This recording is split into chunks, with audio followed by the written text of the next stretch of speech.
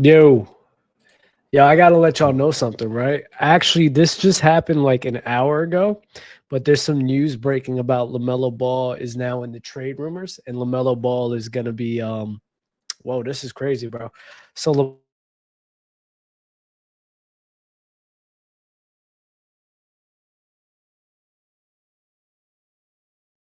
hold up. Yeah, so they're like losing every single year. Um, and it seems like Charlotte is now open for a trade. I'm actually happy about this. I'm not gonna hold you. So LaMelo Ball is definitely in the talks and the trade rumors of being, he's not happy where he's at. And I'm like, dang, bro, like it's about time. You feel me? Like now we got to be honest here. Like we're not gonna sit here and act like LaMelo Ball hasn't been getting hurt like year in and year out. Like he even got hurt this year, bro. Like LaMelo is always injured, and that's so annoying, bro. Like it's very frustrating to see a player so talented. No, because I truly do believe that LaMelo is very talented. But see a player so talented just not be able to, um put on consistent seasons of like performing, So maybe I don't know, maybe this you know, new scenery can change some of that. Maybe somehow, some way, under a better medical staff, that we would be able to see more prolonged seasons. But I mean, you kind of expect this to happen sooner or later, right? LaMelo's 24 years old. Dag, LaMelo's 24. It's crazy, but LaMelo's 24 years old, and he got drafted in 2020. Is 5 years in the league now, and dog, like, what is he? What does he have to show for it? He doesn't really have much. Last year he was breaking out. Last year he was breaking out, averaging 25 points per game on 7 assists on like 40 and 33. The year before, giving you like 24 a game on 8 assists on 42 and 35. Like that, those are some of the higher score seasons of his career, right? And again, this is on the Hornets. Like he's doing this on the Hornets. It kind of reminds me of what's good, Daniel. Salute to you. Of when Kemba Walker was playing there. You feel me? Like good player, great PG, a good, very good point guard. Just year in year out on losing teams, just hooping, right? So I'm glad that after 5 years now of this, he kind of wants a new change of scenery. So I get that. I get that completely. And I'm very excited. Like, there's a lot of teams that can grab him right now that I think can definitely like use his talents. Yo, shout out to Toronto. I haven't talked about this too much, but Toronto is 10-5. Toronto's 10-5. They started out really, really bad. Like they started out 1-5, and they've just been able to put on a crazy stretch of games within the last within the last like 10 games. And bruh, like wild actually. I was actually thinking about Toronto too. I was thinking about Toronto actually being a team that could probably use them. Because you got Scotty Barnes over there, who's definitely like, I wouldn't say Scotty is like this main ball handler, like distributor, you feel me, or even main offensive weapon. But having him on a team like Toronto, you got BI there. But I kind of like what this can be. I really do. I think the defense over there is solid for him, so I think that's always going to be good. I like Toronto for him. I'm not gonna lie. Shout out to Emmanuel Quickly. Quickly has been hooping over there too. So Quickly off the bench, LaMelo there. I like that. Now they got to sit here, and definitely they're gonna have to give up some assets for that, and maybe some draft picks instead. But I like it. Jakob Portal as a defender. I like Toronto for LaMelo, man. I'm not gonna hold you. I really do. I really do. So Toronto's one of those teams I think should make a move for this, especially how you're on it. Maybe to them, being 10-5 was part of the game plan, but I don't think they really expected to be there. Me personally, you feel me? So I think that'll do nothing but enhance Toronto and what they got going on over there. I want to keep it in the East. You feel me? I do want to keep it in the East. I'm tired of these teams, all the great players going to the West. I'm an East Coast guy. You feel me? So I want to see these guys in the East Coast hooping, bro, not in the West Coast. Chicago's a team that could probably make a move for him. I get they got Giddey, right? But Giddey, I think, could probably move to the 2. I think LaMelo being there may affect his game a bit, but if LaMelo could be more willing to play off ball, I think that'll be great for both of them. Either one could play the 1 or the 2, in my mind. So I like that for both of them. I think Orlando, I'm not sure about the cap space. I'm going to be honest here. Like, this news just broke out, so I really haven't really looked into it in terms of how the cap room and the cap space is really going to look. But Orlando could use this too. Like, I do believe. All right, so I guess we're going to segue to a little of Orlando here, of Orlando talks, because I don't believe that the duo of Franz and Paolo can really work like that. I think they play too similar at times. You feel me? Like, they're different but similar at the same time. If I'm making sense, it's kind of tough to say, right? So those two forwards right there, I'm not entirely sure if that's ever going to work out, especially considering that, neither one of them are like premier like shooters. You feel me? Both need the ball in their hands. Both, it's like like Paolo could definitely, he reminds me of Melo a little bit, right? But having them on at the same time, and it's a bit redundant. I'm not liking it too much. So I think one or the other has to go. If you give up one or the other, go to Hornets, and then you get LaMelo, pair that up with Desmond Bane, and Desmond knows how to play with a point guard, right? Because he played with John Morant. I like that move for Orlando a lot. LaMelo can make a good amount of teams, honestly, like real competitors, as long as he's healthy. It's as long as he is healthy. That is the key point here. I think the West is way too stacked for him to really maybe he could go to Minnesota. Maybe they can make something happen for him to go to Minnesota. That'll be a good spot for him. But yeah, I'm looking for Orlando and Toronto. I really think those are the teams that really should nail him in. But I mean, those are just some breaking news that just came an hour ago. I don't really have too much to talk about it because, I got to look into the caps and everything and see what can actually work. I'm kind of just brainstorming here, but it's kind of crazy. LaMelo wants to be traded, so we can make a little short video of this, and I think he can help out a lot of teams right now. So it's very good to see. It's just Orlando and Toronto are definitely my top 2. Man, bring them to Miami. We could use a PG. We got Norman Powell. Norman Powell's been hooping, but I would love a guy like LaMelo Ball. Come on now. Talk to me, bro. Dang, the fall of John Morant is crazy. Fall of John Morant is actually wild. But I wanted to really talk about OKC here because I get so annoyed. I get annoyed every year, and I can't help to get annoyed because people really annoy me. They really do. So OKC's 15-1 now, right? And I get that. OKC has been amazing. The issue is it's like every single year that whoever's the reigning champion at the time, bro, everyone always wants to just glaze them and just automatically assume that they're going to be the favorites every single year. They did it with the Lakers. They did it with the Lakers. They did it with the Bucks. They did it with the Warriors. They did it with the Nuggets. They did it with Boston, and now they're doing it again with OKC. It's like, man, this is a time of parity right now. Now, maybe OKC, I think OKC is the favorite to win this year.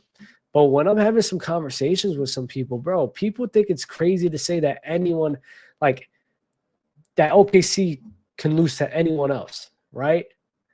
I said that, last video I made, I think the Knicks can beat them, right? I think they have the pieces that can beat them.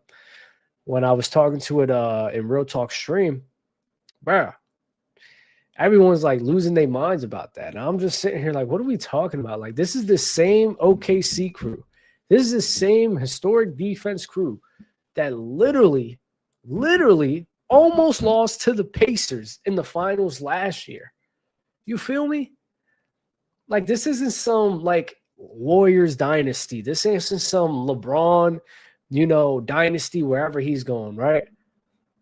This isn't no Showtime Lakers, man. That era is not here right now. Maybe OKC can change that, but when I look at the team that they have, like, great defense, but their offense definitely gets stagnant a lot of the times, right? It does. It really does. They fall too much. They fall too in love with the three ball, and then Shea a lot of times in the postseason, his decision making and then his shot selection, it was putrid, and even shows some signs of that even this year in a lot of the overtime games. Now he cooked up towards the end of it, but I'm talking about in the first halves, he was just questionable shot after questionable shot. So their offense is definitely something that the right team can definitely like exploit. And I brought up the Knicks, right?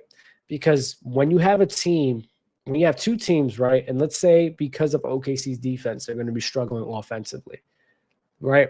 I'm talking about the Knicks struggling offensively. Now this becomes, if we understand, because the Knicks don't have that bad of a defense either. I think they can definitely guard up. So if we understand that, okay, this is probably going to be a defensive game, what is the next thing that we're going to look at, right? Because the offense is basically going to cancel each other out along because of the each other's defense, right? You got to look at the rebound battle. And honestly, to me, with the Knicks winning the rebounding battle, to me. You got Cat and you got Mitchell Robinson. Mitchell Robinson's a dog on the boards. And even Cat's a great rebounder in the league too. So whoever's matched up on Chet, they're definitely going to take advantage of that lineup because, love Chet, but he's too small for them. He's not as big as them. He's not height-wise, more girth. Pause. Sorry, I'll pause that. But so now it comes to the rebounding battle. So that's where I see, okay, the Knicks can now. I wouldn't bet that the Knicks, or I wouldn't put money on the Knicks really winning that, right? But I'm like, okay, I can see them losing to that. I can see that happening. OKC's still my favorites. But to answer Amino MMA, who's the biggest threat? I mean, I think the Knicks are a very big threat for them. I think they can definitely – the Knicks are a threat to them because they can play big. Jokic and the Nuggets, I mean, last year, bro, they were in a tough series with the Nuggets last year when they were hurt, just going through a tremendous change because of Mike Malone being fired. It's like, bro, they were just like let's not act as if they just coasted through to win the championship last year, bro. They did not. It was a battle, great battle to watch. And I am of the belief if Tyrese Halliburton didn't get hurt, bro, that Game 7 is a very different Game 7. The Pacers were neck and neck throughout the whole game until the third quarter. It was halfway into the third quarter when you can just see the offense they were not able to continue with the offense anymore. That's really when they just started dying. They didn't have that star to help carry them. Became stagnant. Tyrese was about to go on a tear. I promise you, on a tear in Game 7. And we weren't able to see that. So, again, this is an OKC team that definitely, if the best player on the opposing team was there, man, we can look at them as the runner-up instead of the champions right now. And that's my issue. That's my main issue, right? Let's not act I'm fine with you thinking that the OKC is the favorites. Let's not act as if they're the clear favorites. Let's not act as if they can't lose to anyone else. Let's not act as if they're unbeatable. Everyone said, no one can beat them. No one can beat them. No one can beat them. What are you all talking about? They almost lost last year just to the Nuggets and to the Pacers. I watched TJ McConnell. Absolutely, bro. I seen TJ McConnell was cooking them in the finals, bro. Come on. Let's be realistic here. Let's be realistic, man. We did it with the Nuggets when they won in 2020. I didn't do it. But y'all did it with the Nuggets when they won in 2023. Y'all did it with the Bucks. And y'all did it with the Celtics. And you're doing it again with OKC. So the Nuggets, teams that can play big against OKC, those are the teams I would probably favor. I mean, those are the teams I would say definitely are their toughest matchups. Not like the Rockets, right? The Rockets can, you got Clint, you got Steven Adams, and Sengun's been cooking, right? If they're playing like that and you got KD right there, who's, he can be the reliable scorer for the crew, man, that's a team that definitely can oppose them too. And I said, I'm not going to lie. I can't wait to see some more games with the Lakers. You feel me? So because LeBron was, I get it. They were against the Utah Jazz. But listen, I told y'all this actually on this platform right here. I said, listen, what the Lakers need from Bron, they don't need Bron to be no 2020 Bron, not even 2021 or 22 Bron. They don't even do none of that extra stuff. You got Luka Doncic really going for an MVP season right here, right? This is what we got Luka. You got Luka going on a tear this year. You got Austin Reeves, who's a good ball handler as well. Bron, honestly, this is the year where you play your role, dog. If you want to be more of a facilitator, I love that for you. I love that for Bron. Be more of a facilitator. You actually have a jump shot now, a reliable jump shot.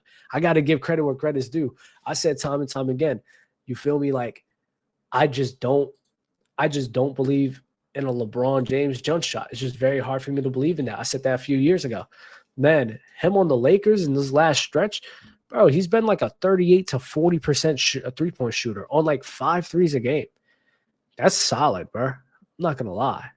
That's pretty solid. Like, he got his shot now. Like, the man's got a shot now, like a reliable one.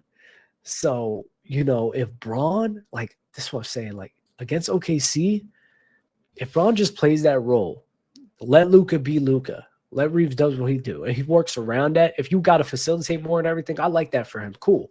I'm cool with that. Of course, Luka's your main guy, right? But he's more of that secondary ball handler, decision maker, because he still has a high IQ, even score when they need you to. I think he could play that perfectly. Then he could try more on the other side of the basketball. Man, I like this for LeBron, right? This is literally Kareem and Magic. This is literally Kareem and Magic Johnson playing together.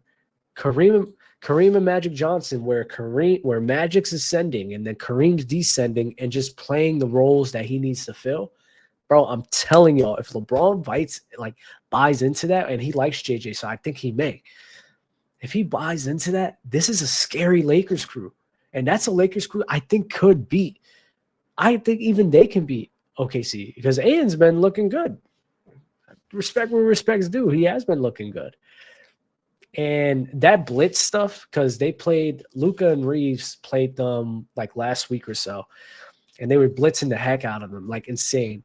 And we was having that conversation on Real Talk stream, and I was telling them, I was like, listen, I said, I get it. When they're getting blitzed like that from OKC, I said, if it's just Luka and Reeves as your ball handlers, right? I don't see them beating. I don't see the Lakers beating them or even having a chance at all. But you add Bron to the mix, Bron's still one of the crazier athletes in the league right now. Like, they're going to try to blitz him. Bro, Bron moves him out the way. He's a freight train. He can still do that religiously. He can. He has so much power. So you got Reeves, Luka, and James. Now they'll be able to divide it up. The blitzes, you're able to give it to other ball handlers to make decisions. Bro, I'm telling you, that blitz stuff is not going to work when LeBron James is on the crew. It's just not. It's just not. And that's why I need to see more of this, right? More of LeBron playing with Luka and seeing how this is going to fit. But I really like what I see. I really do. I really do. And Bron, listen, shout out to him. Like, look, 41% on catch and shoot, actually. 41% on catch and shoot for Bron, that's solid, man. I like that. And what's your Luka versus Shea take? Yes. LeBron, 41. I like that. That's solid. What's your Luka versus Shea take? My Luka versus Shea take. My Luka versus Shea take. We not safe playing ball in Texas. Cops wild. Yo, Angie, what happened in Texas? I don't even know. I got so much stuff up in the Northeast. I have no clue what's going on in Texas, bro. What's going on in Texas? I don't even know. I don't even know what's going on. What the cops doing? They got ice out there? Because they got ice up here. Crazy. Oh. What happened in Texas? You're making me read into this now. Now I'm curious. Why did you have to send that? Why did you have to send that? You're killing me. Now I got to figure this out. Now I'm gonna stress out about this after this. I can't. I gotta find this out. But what's your Luka versus Shea take? Okay, me personally speaking, I do think Luka's better than Shea. I really do. I think Luka's offense is like that much more seamless and more composed. Like he's just that much better of an offensive player. That Shea's a better defender, but Shea's defense isn't as good as what people would want to make it seem like. You feel me? Good, solid defender. But he's a lot of like a 6.7 to 7.5. And people want to treat him like an 8.5 to a 9. I don't think Shea's that great of a defender. I think he's a solid defender, right? There's a big difference to me, right? You said minus 5.4. Shea's a minus 5.4. I don't think he's a negative 5.4. I think Shea's defense is definitely overrated to an extent. But I do think he is capable at times. I think a lot of times Shea, he just he gambles a lot. He gambles a lot, and that messes him up. But the defense is definitely, for Shea talks, is definitely overblown a lot for him to try to make his case better. And to me, Luka, in my mind, I think both of them, like I don't think either of them are stopping anybody like that. Shea may get some more key stops and everything, but man, you hunt Shea. Like you put like, well, I literally seen TJ literally say, "Yo, give me Shea Gilgeous-Alexander." I watched TJ McConnell do that. I watched him do it. So I want him. I'm so serious. It was the craziest thing. Right? If you really like that defensively, that don't happen. I'm sorry. It just don't. So to me, if they both get in that treatment, yeah, I'm good. Like I'm going with a guy like Luka, because even through the doubles, even through the blitzes, he knows, even through the traps, he knows how to operate the game on an extremely high level that Shea can't. So I gotta go with him. Like 0.7 points per possession, I think. I don't know those numbers like that. I'll be honest. I just go off of what I see. In terms of Shea versus double teams, Shea, especially when double teams happens, it's weird. It's almost like he can't see over the defenders. You feel me? It's weird. Because he's pretty tall, but it's like he can't see over his defenders, and he doesn't really see. Like a lot of times when they double him, you know, you got the blitz coming here. I can't show you on the table. Wait. So yeah, I can't do it. So yeah, you say he's here, you got the blitz coming, right? You got the blitz coming, and they shrink the floor and they push the floor towards the ball, which a lot of times leaves the corner wide open. For some reason, he doesn't see that corner a lot. I don't understand how he doesn't. Luka, he definitely sees that corner every single time, where he even fishes for it. He fishes and hopes that happens. Shea don't have that level of control and understanding. You know, it's weird. So Luka, the game he understands and can break down the game at a higher level. You know, him as a scorer is definitely at the same level, if not better score than Shea Gilgeous-Alexander. And then the playmaking gap is just on a completely, come on. So I got Luka all day, every day. You know, he is just more complete. And that's why I say OKC is not as unbeatable as people say. They're just not. And people just got to accept this. And I'm tired of these Shea being better than Luka talks. I really am. I really am. I can't deal with that anymore. And this is why he's so great. Like Luka on doubles and single coverage, he's cooking you no matter what. He's cooking you no matter what, man. So listen, like the video, subscribe. I'll see y'all again, man. And I can't wait. I can't wait to see how this season's going to unfold, man. So peace out, bro. Let me get this thank you going. Peace.